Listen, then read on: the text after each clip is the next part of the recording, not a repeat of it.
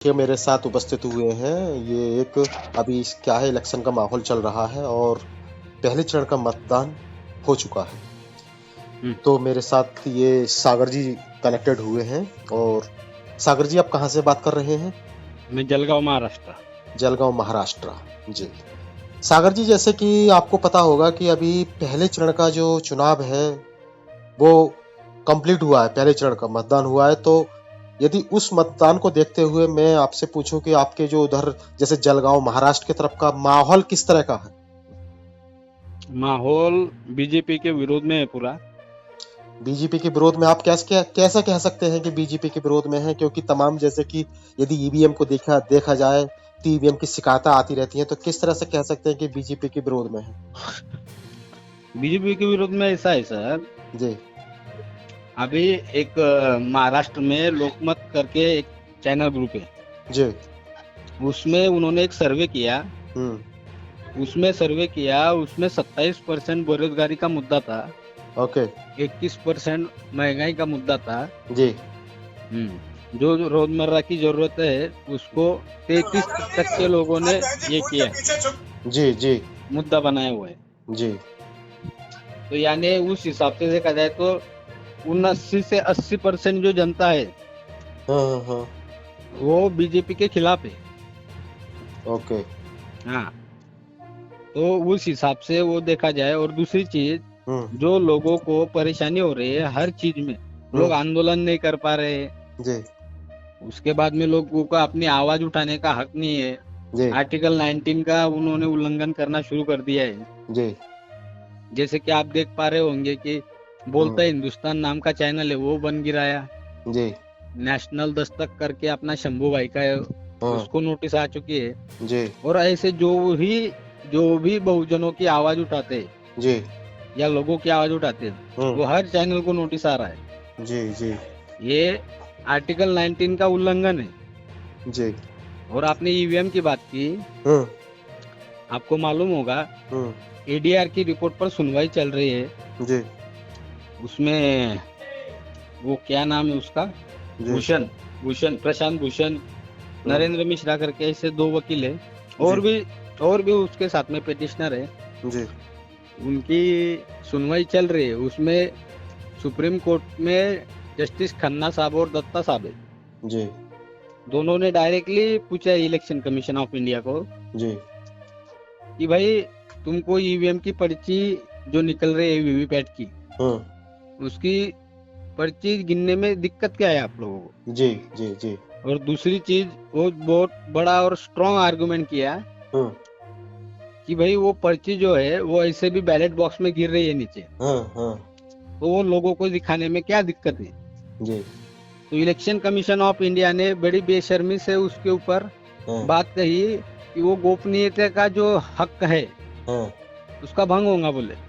जी तो वो इतनी बेशर्मी वाली बात, और उसमें हमारा जो वोटिंग राइट है जी उसका भंग हो रहा है, वो नहीं दिख रहा है इलेक्शन कमीशन ऑफ इंडिया को। जी हाँ, लेकिन गोपनीयता का भंग की देखो जी कैसी कैसी कैसी बेहुदी बात कर रहे हैं वो इलेक्शन कमीशन ऑफ इंडिया।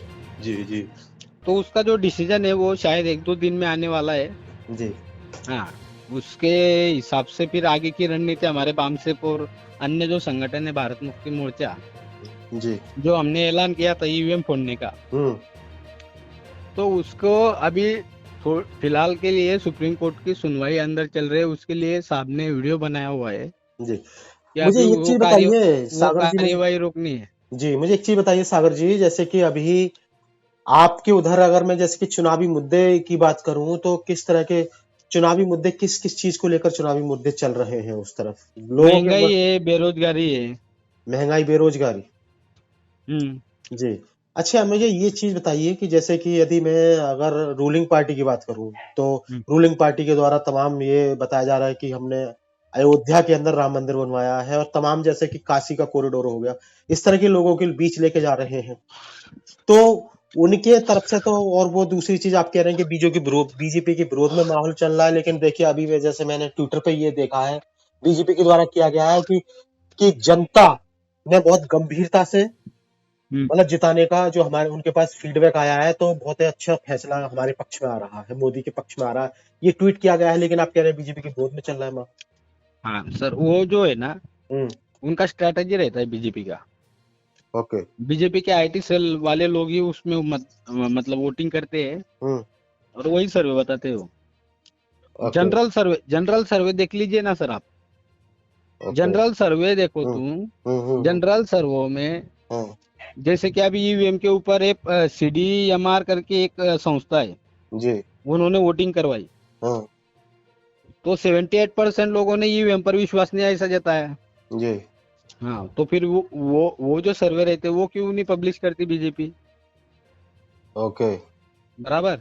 हाँ। एक बार महंगाई के ऊपर करने को बोलो उनको, लेकिन पब्लिक में नहीं, वो तो ये चाहते हैं ना कि हम जैसे कि हम हिंदू राष्ट्र करके हम लोगों को एक एक सूत्र में बांधने जा रहे हैं। हम मतलब देखो हम सर, लोग हिंदू हैं, और सभी लोग हिंदू हैं, तो इसलिए हम जाति पाति की बात नहीं करेंगे, हिंदू की बात करेंगे। और देखो दूसरी सर, चीज, हिंदू, प्रधानमंत्री भी कह रहे हैं, मैं प्रधानमंत्री की बात करूं, जैसे अब प्रधानमंत्री के द्वारा भी ट्वीट किया गया है, तो उन्होंने ये कहा है कि एक तरफ अयोध्या राम मंदिर प्राण प्रतिष्ठा का निमंत्रण खुशी स्वीकार कर रही है जनता, और दूसरी तरफ वो मतलब कांग्रेस की बुराई कर रहे हैं, दूसरी तरफ ईडी गठबंधन देखो जो भी अभी है। तुमने दो अभी अभी जी। अभी आपने दो मुद्दे उठाए, एक राम हाँ। मंदिर का उठाया, एक जी। हिंदू राष्ट्र का उठाया। हाँ। जी। जी। राम मंदिर जो है हम्म। उसका इतिहास आप जानते हैं क्या?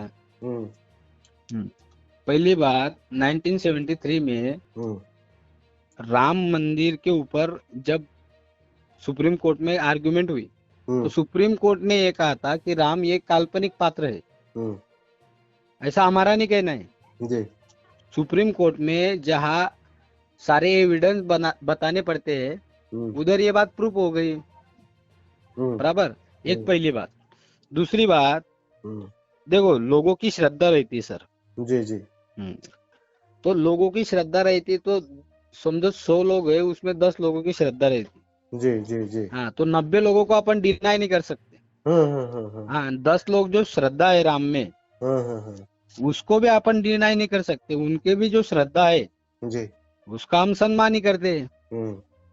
बेसिकली राम ये जो पात्र है, हम्म। ये जो पात्र है, ये जो दशरथ जातक कहा जाता है, हाँ। जो बुद्धा अपनी बात समझाते हुए हाँ। रेफरेंस देते थे, हाँ। तो वो उसमें वो दशरथ जातक करके जातक आई, वहां से वो कैरेक्टर उठाया हुआ है। ओके। ओके, ये आपके पास इसकी एविडेंस है? बिल्कुल है। ये किस बुक में दशरथ लिखा जातक के हुआ है, किस बुक में लिखा? दशरथ दशरथ जातक कथा है सर, जातक कथा है। जातक कथा है? हाँ, जातक कथा है में दशरथ जातक करके एक जातक है। जी। हाँ, एंड बाम से बिना एविडेंस के बोलता नहीं सर। जी। एक पहली बात। दूसरी हम्म। बात, हम्म। जो राम मंदिर का मुद्दा गवर्नमेंट बनाना चाह रही है, हम्म। वो सिर्फ बीजेपी समर्थकों के लिए सीमित है वो मुद्दा। बाकी लोग उसको डिनाई कर रहे हैं। आस्था हो सकती है लोगों की, लेकिन नहीं, लोग आस्था डिनाई। तो मैं आपको आस्था की बात करूं, अगर आस्थावान की बात करूं, तो तमाम जो अगर पिछड़ों की बात करूं, जैसे कि दलितों के कुछ परसेंट की बात करूं, और खासकर पिछड़ों में, तो पिछड़ों के अंदर तो बहुत, वो कहते हैं कि पूरे पिछड़ों के मन के अंदर वो लोग आस्थावान होते हैं वो, और जैसे कि वो अपने कहते हैं कि ये सब हमारे साथ रहते हैं। देखो सर, बात बराबर है। जी। ये जो है ना, ये 2 से 2,500 साल पीछे की गुलामी का हम्म। इसमा मतलब 2 से 2,500 हम्म। सालों से वो हम्म। लोगों पर हम्म। एक ही चीज बैठाई गई है। हम्म। हाँ, अपने को अभी आजाद हुए ज्यादा से ज्यादा 75 साल हुए। जी। तो ये 2-2,500 की जो गुलामी है, हाँ। उनके मन के अंदर अंदर जो बैठाया हुआ है, हम्म। जो पाखंड बैठाया हुआ है, हम्म। वो जाने को थोड़ा समय लगेगा सर। जी। अभी ऐसा नहीं है कि लोगों में जागरूकता नहीं आ रही, हम्म। बहुत जागरूकता आ रही। हम्म। कई सारे संगठन हैं, उसमें बाम से मेन लीड रोल प्ले कर रहा है, और उसमें हमारे साथ में सबसे ज्यादा ओबीसी लोग हैं। जी। बामसेप में सबसे ज्यादा ओबीसी लोग हैं। जी। हाँ, और तुमको एक बात जानकारी के लिए बताऊं, जब 22 जनवरी को हम्म। तो राम मंदिर का उद्घाटन हो रहा था, ओबीसी लोगों ने काला दिन कह के ये किया हुआ था उसमें। उसके इस तुमको वीडियो वगैरह भेज दूंगा मैं लगे तो। ओके, इसके आपके पास मतलब एविडेंस है इसके? बिल्कुल है। बिल्कुल है। ओके।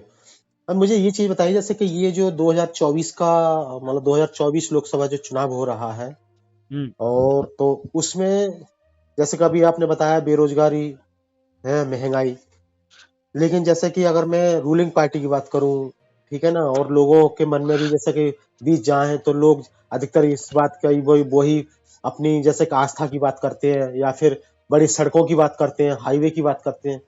तो लोग उसमें महंगाई की बात नहीं, आप कह रहे हैं कि जैसे बड़े मुद्दे, लेकिन इसमें ये क्या, ये इलेक्शन महंगाई के साथ चल पाएगा? मतलब महंगाई के मुद्दे उसमें चल पाएंगे इस इलेक्शन में? इलेक्शन महंगाई के मुद्दे ही महंगाई के मुद्दे पे ही चल रहा है, बेरोजगारी के मुद्दे पे ही चल रहा है। लेकिन देखो जो रूलिंग पार्टी है ना सर, उनके पास में सारा तंत्र है, धन तंत्र है, बल तंत्र है, मीडिया तंत्र है, और उसके साथ साथ पूरा सिस्टम उनके साथ खड़ा हुआ है जी। दूसरी चीज ये है कि देखो जो मीडिया है, मीडिया में ये महंगाई का, बेरोजगारी का मुद्दा उठाते ही नहीं, क्योंकि वो जो चैनल चला रहे हैं वो सब बीजेपी के लोग ही है। ओके। धन्ना सेठ जो है, क्योंकि उनको टैक्स एग्जम्पशन चाहिए, उसके साथ साथ लोन का एग्जम्पशन चाहिए, तो उसके लिए तो वो बीजेपी को सपोर्ट करेंगे ना जी। बराबर। पहली चीज ये। दूसरी चीज, जो रूलिंग पार्टी है उनके पास में मुद्दे नहीं है जी। मुद्दे नहीं है। मुद्दे कौन से रहे? पहले देखो 2013 के मोदी जी के खुद के भाषण उठा के देख लो, बीजेपी संघ वालों लोगों के खुद के भाषण उठा के देख लो, वो महंगाई बेरोजगारी के खिलाफ बड़ी जोर जोर से डींगे हाँकते थे जी। आज उनके मुंह पर शब्द भी नहीं आता। ये बात तो कोई डिनाई नहीं कर सकता। जी, मुझे एक चीज बताइए, जैसे कि आप एक सामाजिक कार्यकर्ता हैं, वामसेप के मतलब अच्छे कार्यकर्ता हैं, और जैसे कि तमाम मतलब पूरे उसमें एक हवा चल रही है, जैसे कुछ सोशल मीडिया पर भी आए हुए हैं बीजेपी के कुछ नेताओं के कि यदि हम, जैसे हमारे माननीय प्रधानमंत्री जी भी मतलब जो अभी थे, इस समय आचार संहिता लगी हुई है, तो वो कहते हैं कि अब की 400 पार आएंगी सीटें, ठीक है, लेकिन और तमाम उनके जैसे कुछ नेताओं के आए हैं कि अगर 400 पार आती है तो हम संविधान बदल देंगे, ठीक है। और वहीं जैसे कि अभी समय पहले जो हमारे मोदी जी का भी बयान आया है कि नहीं, कि अम्बेडकर भी आए तब भी संविधान नहीं बदल पाएंगे, तो फिर ये लोग को क्यों कह रहे हैं कि हम संविधान बदल देंगे, जबकि मोदी जी मना कर रहे हैं कि संविधान हम नहीं बदलेंगे, बाबा साहब भी आ जाए तब भी संविधान नहीं बदलेंगे। क्या संविधान बदला जा सकता है? अगर 400 पार लेकर आएंगे तो आप किस तरह से देखते हैं इसको? बिल्कुल नहीं बदला जा सकता संविधान। पहली चीज क्लियर कर लो। अभी रहा सवाल, ये लोग ऐसा क्यों कह रहे हैं? जो अपर कास्ट है, उसमें जो ब्राह्मणवादी वर्ग है और उनको मानने वाला जो वर्ग है, उनकी जो वोटिंग है वो इधर उधर ना होकर एक गट्टा बीजेपी को हो, इसके लिए उनका वो स्ट्रेटेजिक पार्ट रहता है सर जी। हाँ, क्योंकि वो संविधान विरोधी है, आरक्षण विरोधी है, बहुजन विरोधी है, और जो भी अपनी विचारधारा है, जो समता, स्वतंत्रता, बंधुता, न्याय को मानती है जी, वो विचारधारा विरोधी लोगों को साधने के लिए वो वैसे बयान दिए जाते हैं सर। संविधान नहीं बदला जा सकता? बिल्कुल नहीं बदला जा सकता। यदि उनकी सीटें ज्यादा आ गई, जैसे 400 पार हो गई, तो मतलब जैसे 2/3 सीट आ गई, तो उनके पास अधिकार आ जाता। मैं बोलता हूँ सर आपको, ऐसी जो बात करते हैं ना, उनको संविधान का कुछ भी नहीं मालूम रहता जी। आज किधर भी जाओ तुम, सिर्फ इजराइल और 2-3 देश ऐसे छोड़कर है, वो 2 लॉ से चलता है सर। एक डोमेस्टिक लॉ रहता है, एक इंटरनेशनल लॉ रहता है जी। डोमेस्टिक लॉ क्या रहता है? जो देश का संविधान रहता है उसे डोमेस्टिक लॉ कहा जाता है, घरेलू कानून जी। और एक इंटरनेशनल लॉ कहता है जो यूनाइटेड नेशंस वगैरह रहता है, तो आईसीजी वगैरह उसका वो पार्ट है जी। तो यूनाइटेड नेशन का चार्टर जो भी साइन करता है तो उसके ऊपर मानव अधिकार बाइंडिंग हो जाते हैं सर जी। तो पहली चीज तो ये है। दूसरी चीज, संविधान क्यों नहीं बदला जा सकता? केशवानंद भारती का केस हुआ था, उसमें 11 जज लोगों की बेंच बैठी थी। उसमें डायरेक्टली कहा गया था कि संविधान को आप अमेंड कर सकते हो, लेकिन उसको संविधान को चेंज नहीं कर सकते। अमेंड और चेंज ये 2 अलग अलग चीजें रहती सर। अमेंडमेंट का तो 368 में अपना बाबा साहब ने खुद ने अधिकार दिया है कि तुमको जो भी लगेगा वो अमेंड करके आप चेंजेस ला सकते हो। जी जी। यदि उन्होंने, जैसे कि हमारे संविधान में एक शब्द आते हैं जैसे कि धर्मनिरपेक्ष, बराबर, पंथ निरपेक्ष, तो यदि वो मान लीजिए उनके पास 2/3 सीटें आ गई और वो इस तरह का बिल लाकर यदि ये वर्ड बदलना चाहे तो वो तो बदल सकते हैं ना। हम तो कहेंगे उन्होंने वैसा प्रयास करना चाहिए। 400 सीट क्या 500 सीट आएंगे सर, ईवीएम है उनके पास। उसका कोई दिक्कत नहीं उनको। उनको मालूम है एक बार क्या अगर ईवीएम के बिना अगर चुनाव हो जाए ना सर, ये जो 400 बात कर रहे हैं ना, उनकी 40 भी नहीं आएंगी। 40 के लिए लोग भगा रहे हैं सर, बीजेपी वालों को। ग्राउंड रिपोर्ट में कैसा बामसेप रहता है हमको मालूम रहता है सब। जी जी जी।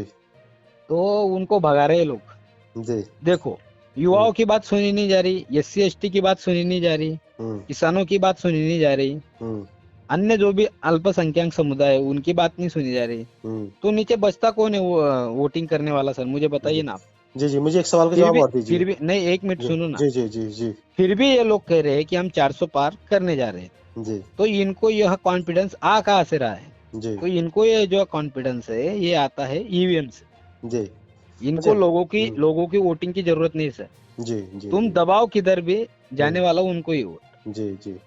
हाँ, मुझे एक चीज बताइए, जैसे कि इन लोगों का कहना है कि भाई हम एक तरह से भारत एकता चाहते हैं, सभी लोगों को एक मंच पर लाना चाहते हैं, लेकिन वो कह रहे हैं कि भाई आप जातिवादी की बात करते हैं, आप बहुजन कहते हैं, लेकिन सभी जातियों की बात करते हैं, दलित पिछड़ों की बात करते हैं, जबकि हम नहीं करते, हम तो सभी को एक मंच पर लाना चाहते हैं।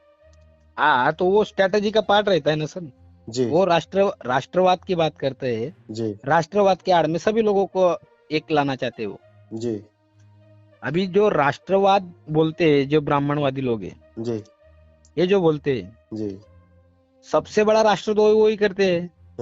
मुझे एक बताइए, अंग्रेज भारत में आए थे सर जी, उन्होंने हिंदू मुस्लिम 2 टुकड़ों में बांटा, लेकिन भारत में 6438 जातियां हैं।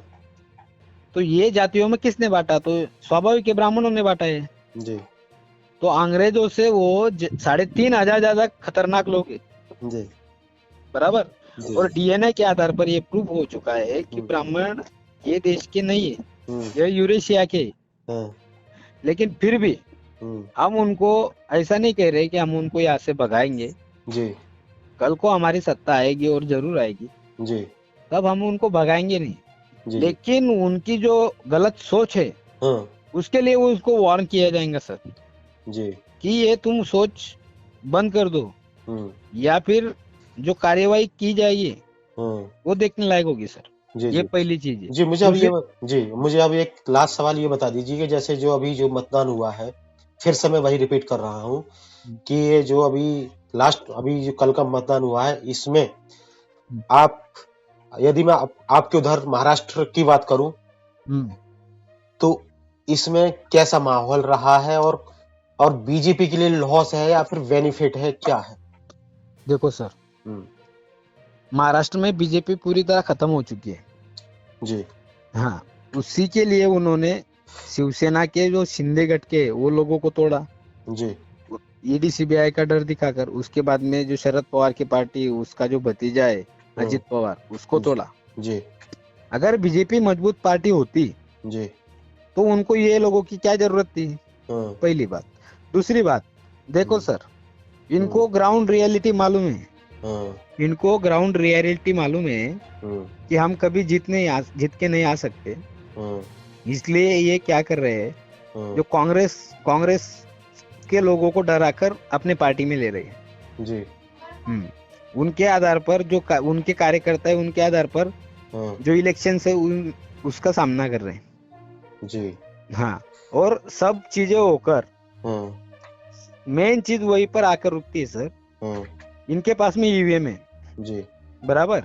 ईवीएम में अभी हमारे संगठन ने स्टैंड लिया हुआ था फोड़ने का, बराबर।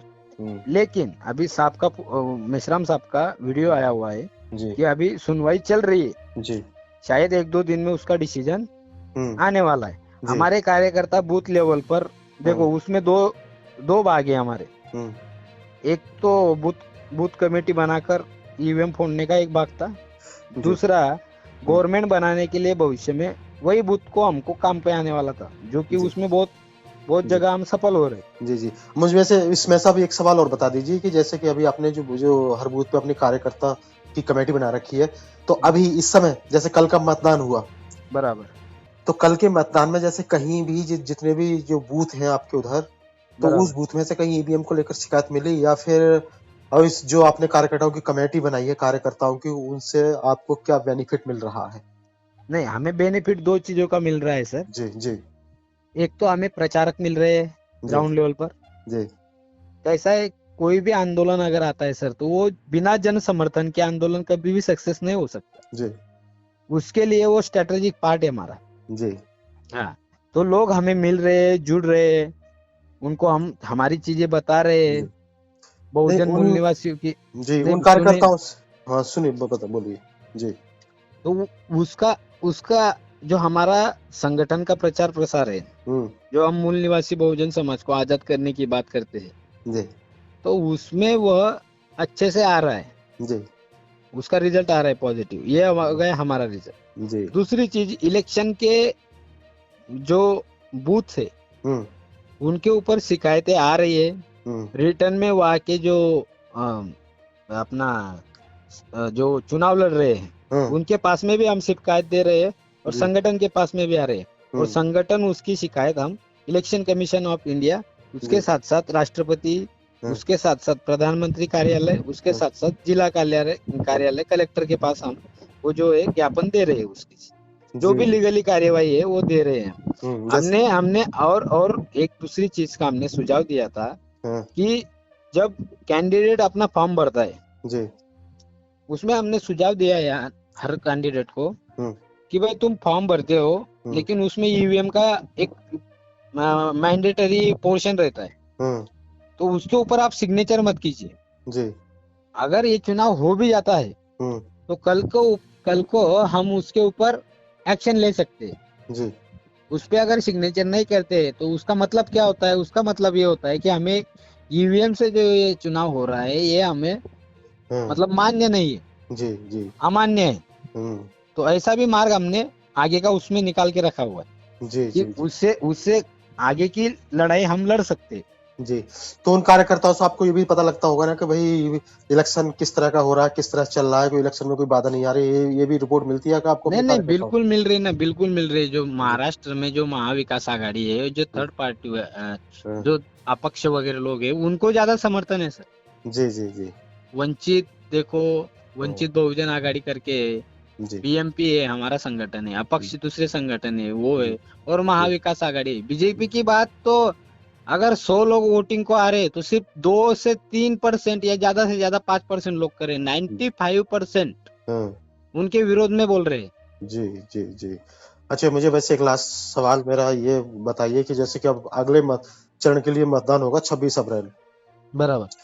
तो 26 अप्रैल के लिए आप जो जैसे कि यदि अपने भामसेप के माध्यम से जो हम्म जो आपके समर्थक हैं, आपके भामसेप के समर्थक हैं या साहब के हम्म समर्थक हैं, तो हम्म। तो इस चुनाव को देखते हुए आप उनके लिए क्या संदेश देना चाहते हैं अंत में? अंत में हमारा संदेश यही है, जहाँ पर हमारा जो बीएमपी जिसको बहुजन मुक्ति पार्टी है हमारा, जी उसको वामसेप संगठन ने जाहिर समर्थन किया हुआ है, क्योंकि जो हमारा एजेंडा है हाँ उन्होंने उसमें लागू किया है। जी और उसी के साथ साथ बीएमपी के साथ साथ हाँ 188 ऐसी पार्टियां हैं जिन्हों हमने, जो छोटे मोटे दल है, जिला लेवल पर, तहसील लेवल पर, हाँ हाँ राज्य लेवल पर, हाँ ऐसे लोगों ने हमारे ऊपर जो समर्थन दिया हुआ है, ऐसे हाँ तीसरा जो मोर्चा बनाया हुआ है, जी वैसे लोगों को हम सपोर्ट कर रहे हैं। जी जी दूसरी चीज ये है हम्म कि जहाँ पर हमारा कैंडिडेट खड़ा नहीं है, हाँ वहां पर जो भी बहुजन संगठन है उसका कैंडिडेट जो है हम्म उसको हमने सपोर्ट करना है, जी ऐसा हमको सबका आदेश है। और जी दूसरी चीज, हाँ जो कोई भी हाँ बीजेपी के अगेंस्ट होगा, हम्म अगर उसमें उसमें देखो, हम्म समझो बहुजन संगठन का कोई भी रहो, बहुजन पार्टी का अगर कोई हाँ कैंडिडेट नहीं है, हाँ तो जो बीजेपी का रहेगा उसको सपोर्ट करना है। जी जी जी जी ठीक है, ऐसा चलिए आपका बहुत बहुत धन्यवाद, आप जुड़े थे। और आपको बता दें कि ये इसी तरह की जो अगर आप महत्वपूर्ण जानकारी से जुड़े रहना चाहते हैं, डिस्कस सुनना चाहते हैं, तो इस चैनल खबर नेशनल टाइम्स को जरूर सब्सक्राइब करें और सब्सक्राइब करते समय बेल आइकन जरूर दबा दें, जिससे कि आपके पास इसी तरह की महत्वपूर्ण जानकारियों की नोटिफिकेशन आते रहे। तो मैं सुबोध कुमार फिर से उपस्थित होऊंगा एक नए डिस्कशन और महत्वपूर्ण जानकारी के साथ। तब तक के लिए धन्यवाद, नमस्कार। चलो ठीक है, अब हम बाद में 26 तारीख के बाद फिर से डिस्कस करेंगे। ओके, कोई दिक्कत नहीं। चलो ठीक है, ओके।